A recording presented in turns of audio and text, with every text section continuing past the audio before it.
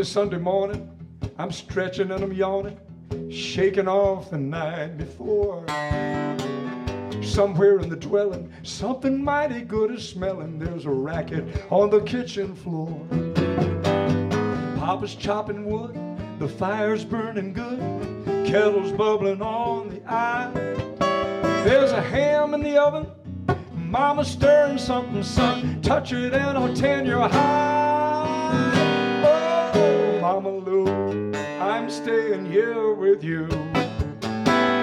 Cook me something sweet tonight.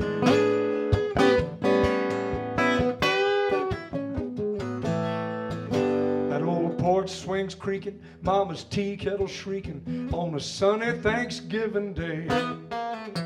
Wipe the smile off my face, 'cause Grandpa's saying grace, but any kid would rather eat than pray.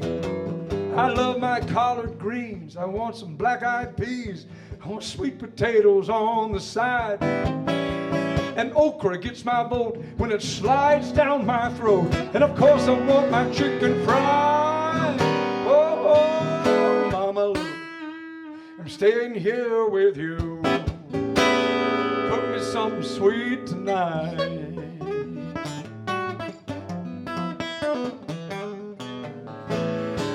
Now the tea is double sweet. It cools me when I eat.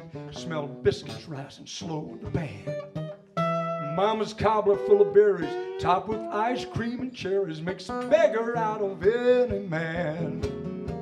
My memories roam to that old family home where it smelled like heaven all the time. And Grandmama never changed from a fire to a range. That's music to this heart of mine. Oh, oh, Mama Lou, I'm staying here with you. Cook me something sweet tonight.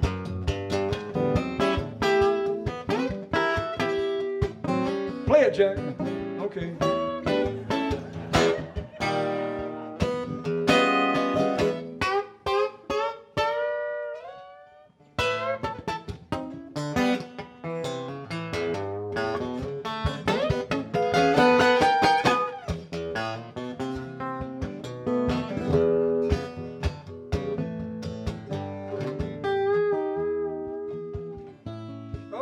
There's a pound cake baking. My taste buds are quaking. Mama's trickling lemon icing on top. I'd still be licking that bowl at 100 years old if Mama hadn't ever stopped. Stop, yes she did. And us broken-hearted kids never let a blessed word go by. And my mama's gentle spirit didn't fly by and hear it, raising love, innocent reply. Mama Lou, I'm staying here with you. Cook me something sweet tonight. Cook me something sweet tonight. Cook me something sweet tonight.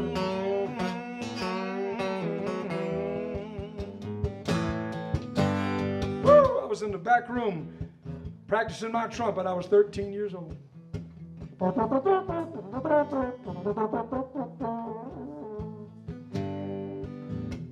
And my mother, unlike most parents in our culture whose child takes up an instrument for the very first time, would leave the door open. She liked to hear me play.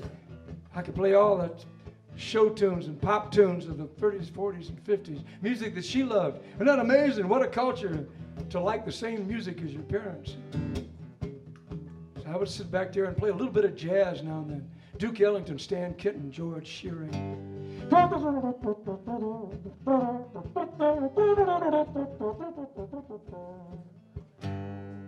And I'd put the horn down. And it'd get real quiet in the house because I knew my mother was listening to me. I knew she liked what I was doing.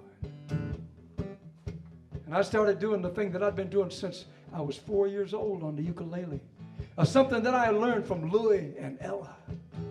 They knew how to make music. They didn't need lyrics. They didn't need a horn. They just knew they could make sounds, and they called it sketch singing. But that kind of demeans what it really is. It's a person just making music by themselves. Probably the best known person for this is Bobby McFerrin. You know? You know what I mean? So I'd sit back there and I would sing stuff and make it up just right out of my head. This is something everybody could do, and I wish everybody would do it. Can you imagine if you were just walking down the streets of Colorado Springs and one day on the street corner somebody's, oh, somebody. Of course, nowadays in our culture, you'd veer past them. You would stay away from them because you probably think they're either mad or going to preach. But wouldn't it be great if you went into the mall and you're standing there underneath the Gap, and there's some guy or some woman all of a sudden, and everybody stands there and says, yes, yes, he's feeling it today. And then they would break into song at some other point. What a great culture this would be. But I'm an artist type. Everybody knows we're crazy.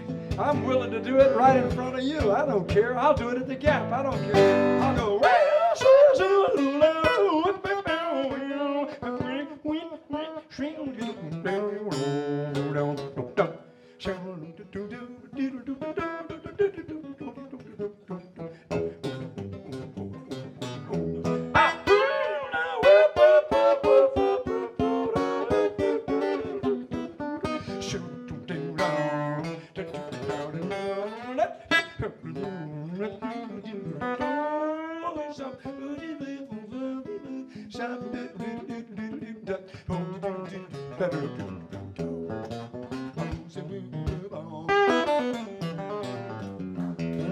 That's for my mama. Thank you all.